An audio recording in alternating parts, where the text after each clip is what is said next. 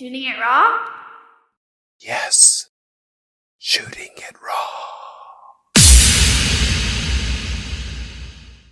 Oh, look at that. Very sweet. Okay, so it's a photo of a photo. It's black and white. It says Bon Voyage at the top. Or if you're American, you might say Bon Voyage. Yes. And in the photo is it's a wedding shot. The bride is in a beautiful dress, carrying a massive bouquet, looking down. The groom is walking, dressed to the nines in a tux. I can't quite. What does it say? I can't quite read what it says at the bottom on my screen. Well, wait a second. So this is a photo of you. That's a photo of me and my late husband. Okay. On our wedding day, yes. Okay, so do tell. Why? Okay, so in this photo, it's a black and white shot, lots surrounded by people throwing flowers, petals, maybe rice. I don't know. It's outside of a church, maybe. Yeah. Everybody looks happy. Everybody looks good. Okay.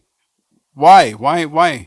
Well, that photo was meaningful to me because it represented something that I thought my life was probably going to be when I was that bride in that photograph, 29 years old, marrying my husband, Matthew Gall, who was an oncologist, and we were just starting our life together.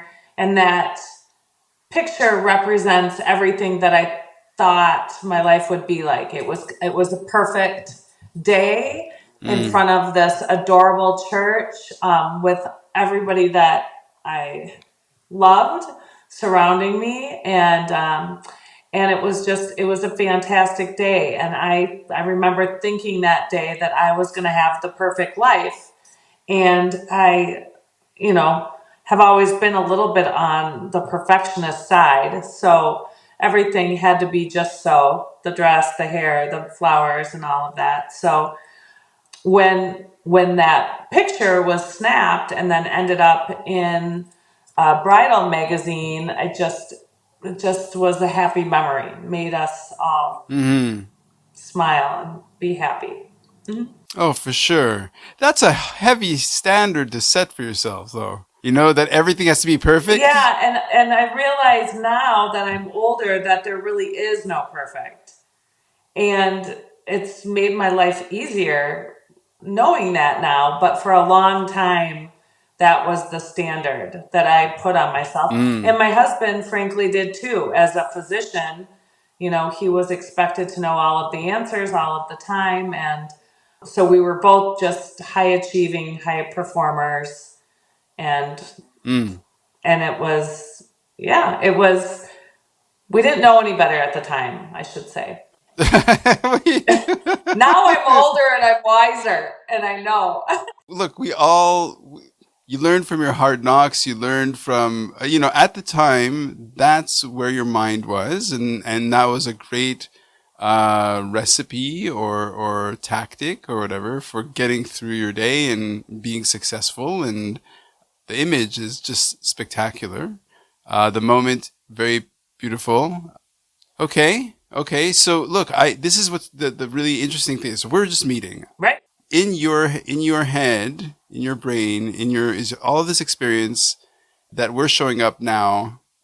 So you make the choice of starting our little story with this photo. Yeah. And my main, I'm asking myself, okay, he was an oncologist. What were you in university at the time? Like, what was that all about? Like, how did you guys meet? Like, where were you at that point in time? So, well, the actual picture was taken in my hometown. We were married in my hometown of Edina, Minnesota. We were living at the time in Chicago, Illinois. Matt had just finished his residency, and I worked for a design firm, like really fun, cool, hip design firm in the city. And we were just starting our life together. So when the photograph was taken, it was in our hometown, but we were residing in Chicago at the time. Right. Yeah. Right. And you said your late husband. Yes. Okay, well, my condolences. Thank I you. don't know where your emotions are, where what that is all about. So, where are we going from here? So, where we're going from here is what happened later on in our life. Our life was very good and ended up moving back to Minneapolis after Matt finished his residency, settling down. He joined a private practice. We had three beautiful children and a beautiful British cream golden retriever. And Hmm. life was really good. Life was great. And as time went on, the pressures of being a doctor just, I just noticed that it wasn't what I had thought of growing up as a little girl. A doctor, that was just, they were so respected and um, important parts of the community, and I had no idea how much pressure our physicians are under. Hmm. So Hmm. fast forward, and my husband and our children and our puppy. Well, she wasn't a puppy anymore. Hmm. We moved to North Carolina for my husband to start a job at a small private practice. And it was here that things took a turn for the worse, and he ended up taking his own life on Thanksgiving Day of 2019. So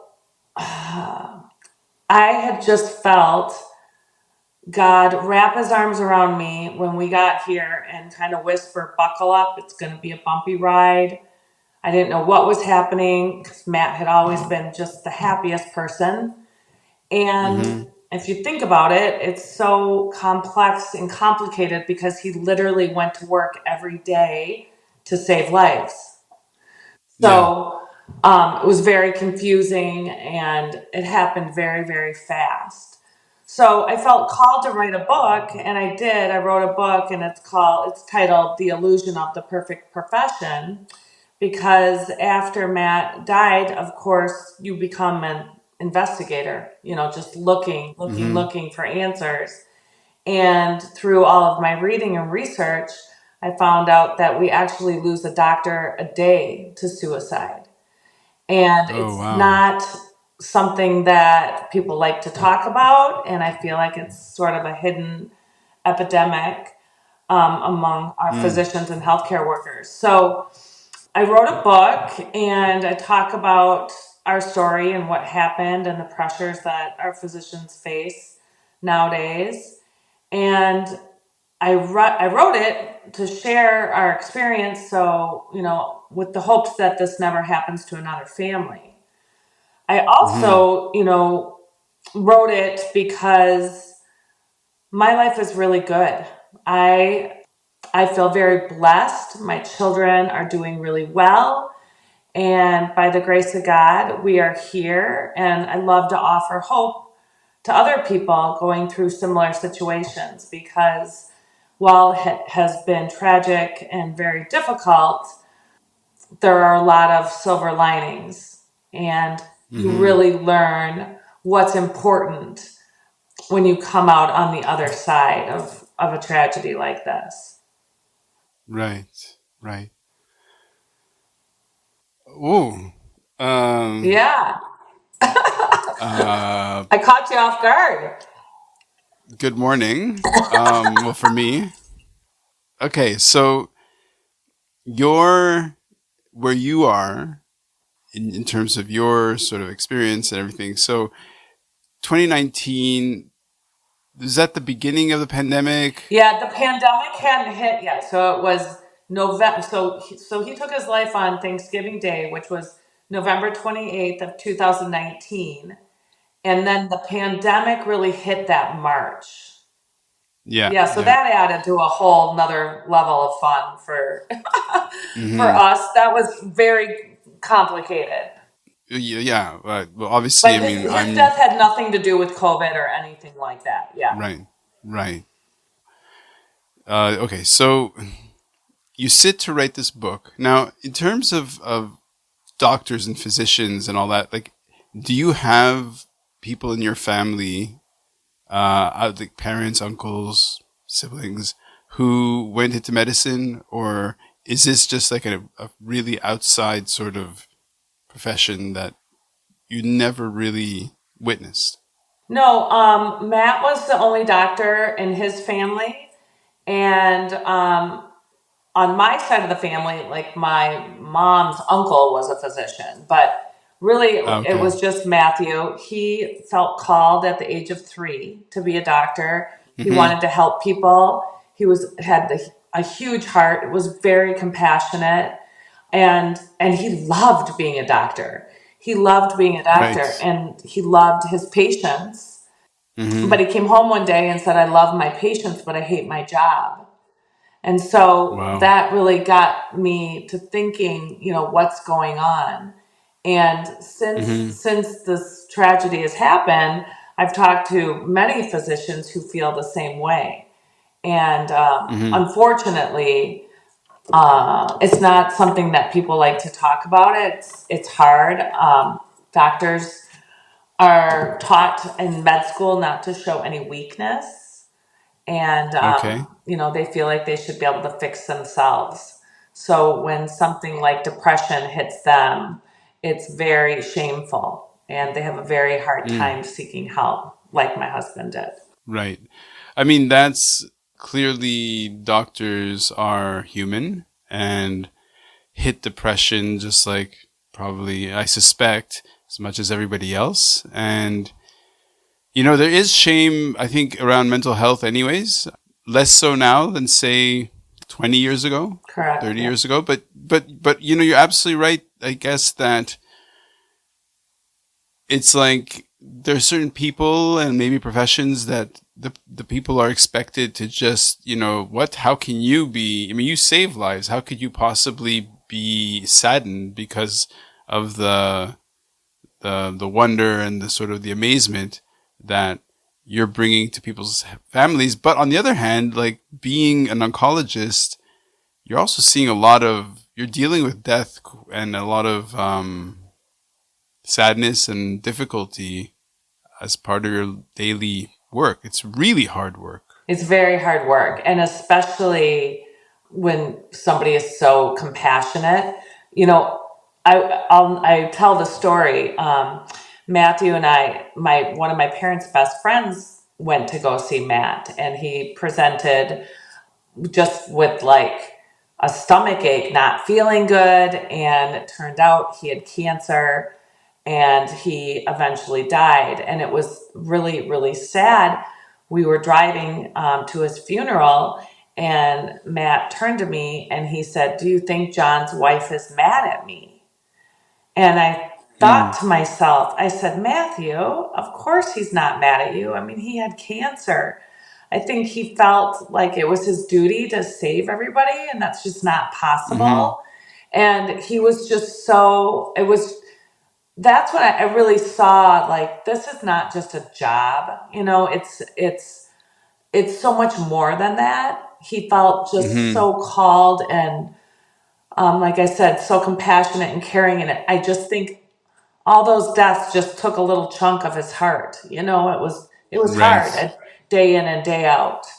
So, just please, what's the title of the book? It's called The Illusion of the Perfect Profession.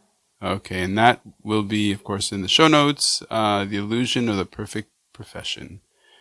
Your first book? My first book. Yeah. Respect, respect. Let's move on to the next photo. We have to. Okay.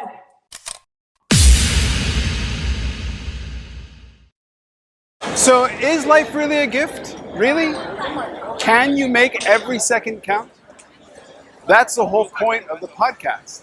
So, if you like what you've seen and you're inspired, because that really is my mission, then please give it a like, subscribe, and share.